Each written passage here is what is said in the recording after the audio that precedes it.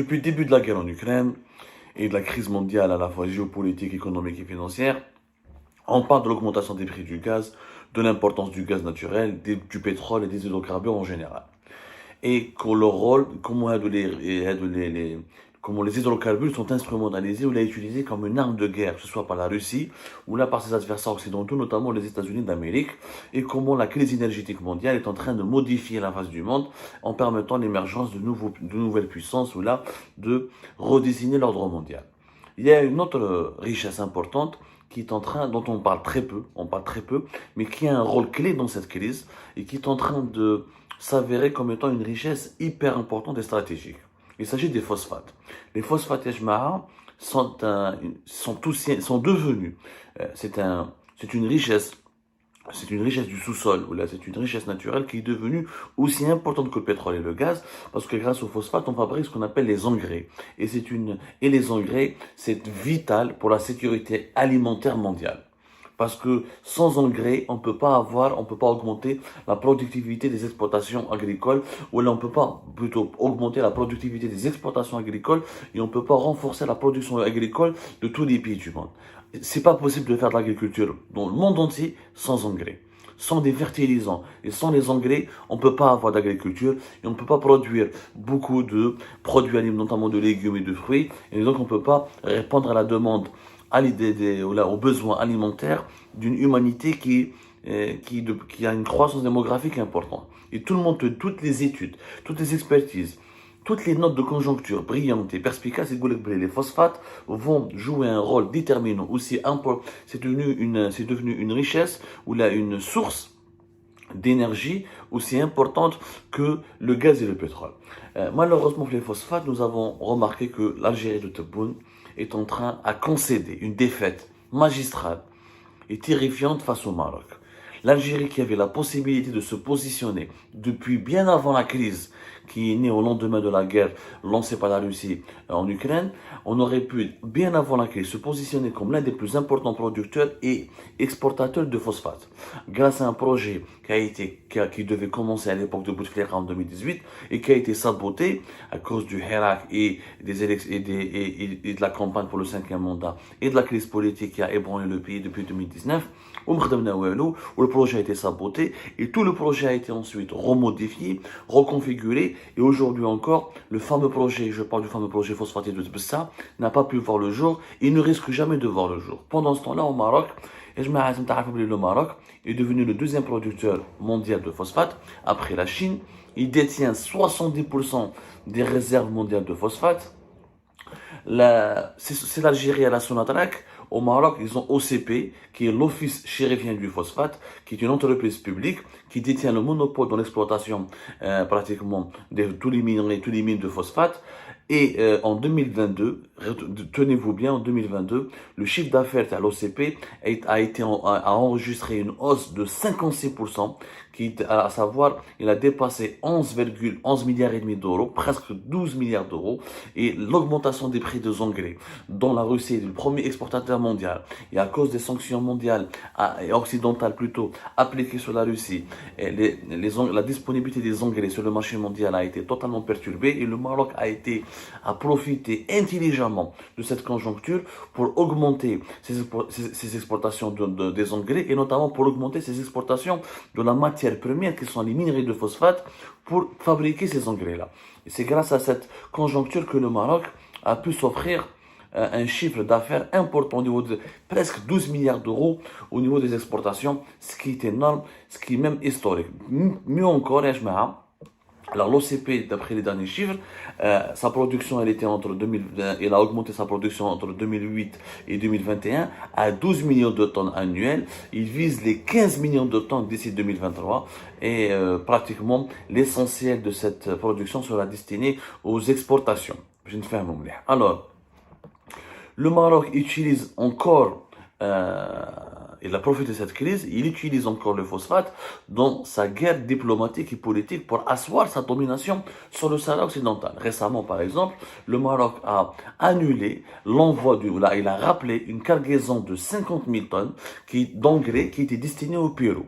Le Pérou est un pays de l'Amérique latine. Pourquoi? Parce que le Pérou avait rétabli ses relations avec le Polisario, le Front Polisario qui demande, rappelez-vous bien, vous le savez bien, l'indépendance du Sahara occidental. Donc, le Maroc a fait usage de ses armes, de sa principale arme économique, de manière très pragmatique, qui sont les phosphates et qui sont les engrais. Et le Pérou a été puni, et le Maroc est en train de faire pression. Il ne veut même pas vendre, il ferait pression pour ne pas vendre, ou ne pas donner les phosphates, ou les engrais, ou les fertilisants, les matières premières essentielles pour leur fabrication à tous ces pays, ou à tous les pays qui ne reconnaissent pas sa souveraineté sur le Sahara occidental.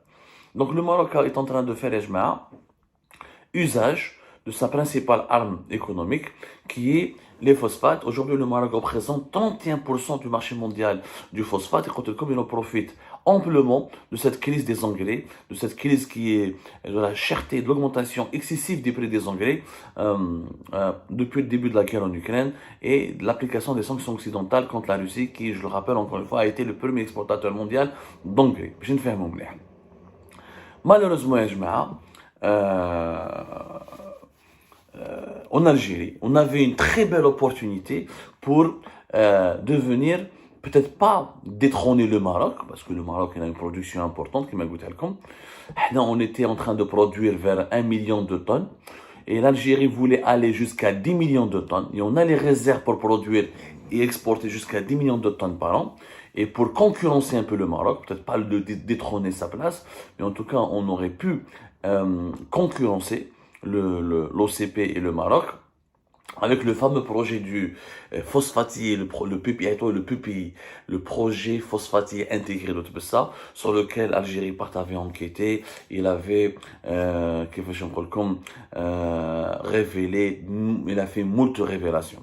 C'est un projet, malheureusement, depuis 2018. On aurait pu construire un méga projet industriel, je dis bien un méga projet industriel en Algérie, grâce à l'extraction, alors grâce à un partenariat avec les Chinois, qui aurait pu permettre à l'Algérie d'exporter jusqu'à pratiquement 10 millions de tonnes. L'objectif était d'atteindre un niveau d'exportation de 10 millions de tonnes de phosphate pour gagner jusqu'à 3 milliards de dollars par an.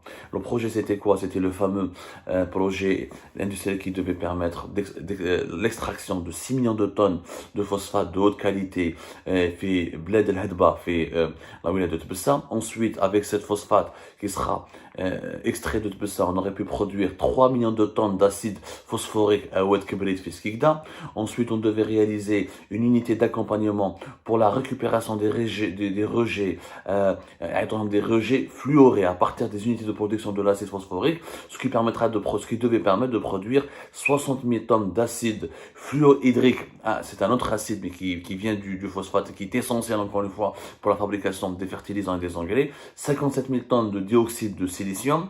En tout, on aurait pu avoir 1 million, l'Algérie aurait pu, avec le projet Tatbessa, produire 1,1 million 200 000 de tonnes d'ammoniac et 4 millions de tonnes d'engrais. Ce qui est considérable, et l'exportation de cet ammoniac et de ces engrais, grâce aux 6 millions de tonnes de phosphate qu'on aurait pu extraire c'est des phosphates de haute qualité, la wilaya de Tbessa, les mines de Bled El Hadba, on aurait pu vraiment créer jusqu'à 14 000, 15 000 emplois et réaliser des exportations de 2 milliards de dollars dans un début et d'aller jusqu'à 3 milliards de dollars. Ce qui nous permet, avant la crise de l'Ukraine, avant la crise qui a commencé en marge de la guerre, de l'invasion de l'Ukraine par la Russie. Ces chiffres-là, il faudrait les doubler, voire les tripler, puisque les engrais sont devenus une denrée rare et que les phosphates sont devenus hyper recherchés, hyper prisés sur le marché mondial. Donc, on aurait pu gagner beaucoup plus d'argent.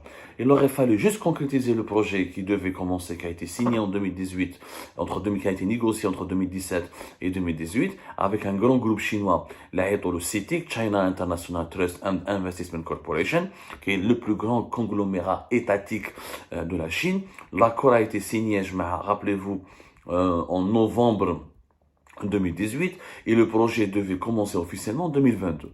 Jet la Nouvelle Algérie de Tebboune, ils ont saboté ce projet, كسروه le projet هذايا. Alors قراو برك يا جماعة Algérie Part pour ne pas s'attarder. Alors قراو toutes les révélations qui ont été faites par Algérie Part sur ce projet-là.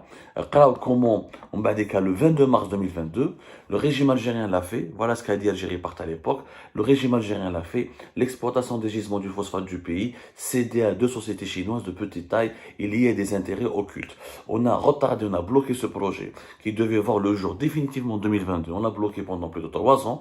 On a حاول le projet HADA au plus grand conglomérat étatique chinois, qui est CITIC, pour le donner à deux sociétés de petite taille, deux sociétés chinoises qui n'ont pas la capacité d'avoir les 7 milliards de dollars nécessaires pour lancer l'exploitation industrielle des gisements de phosphate de Tbessaï pour construire l'ensemble des unités industrielles qui étaient prévues à Skikda, une partie à Sokaras et des unités et comment on appelle ça, jusqu'aux plateformes industrielles pour l'exportation des engrais et de l'ammoniac depuis le port de Annaba. Le projet كسروه juste parce que ولاد جماعة تبون دخلوا روحهم نحاو سيتيك parce que سيتيك ne voulait pas donner de la corruption, ne voulait pas donner de la cheap. راحوا جابوا des petites sociétés chinoises, تفاهموا معاهم. Il y a une société اللي ما فيهاش même pas اللي ما عندهاش même pas un site internet. Tout est sur Algérie. Par contre, nous en avons parlé dans plusieurs émissions. Nous en avons parlé dans plusieurs articles. La conséquence, la voilà. Aujourd'hui, le Maroc, adversaire géopolitique de l'Algérie, en profite amplement. Il va gagner. Il va terminer l'année 2022 avec presque 12 milliards d'euros d'exportation de phosphate et des engrais. Il est devenu un pays influent sur la scène politique parce qu'il utilise les phosphates et les engrais pour obliger les pays qui ont besoin de ces matières premières importantes pour leur sécurité alimentaire à s'aligner sur ces positions politiques dans le dossier du Sahara occidental. Et l'Algérie s'est privée bêtement d'une arme politique, d'une arme économique, de revenus en devises et d'un projet qui aurait pu créer au moins 14 000 à 15 000 emplois et qui aurait pu ouvrir des perspectives industrielles importantes pour les générations futures. Le projet du PPI de Tbessa, le projet de l'exploitation des mines de phosphate de Tbessa, a été considéré comme le projet industriel le plus important du continent africain. Ben, il a été saboté. Bravo l'Algérie de Tebboune, bravo la nouvelle Algérie de Tebboune, bravo aux dirigeants de la nouvelle Algérie. Vous avez offert un boulevard royal aux concurrents marocains qui s'est imposé royalement sur la scène industrielle mondiale en continuant de dominer le marché mondial des phosphates.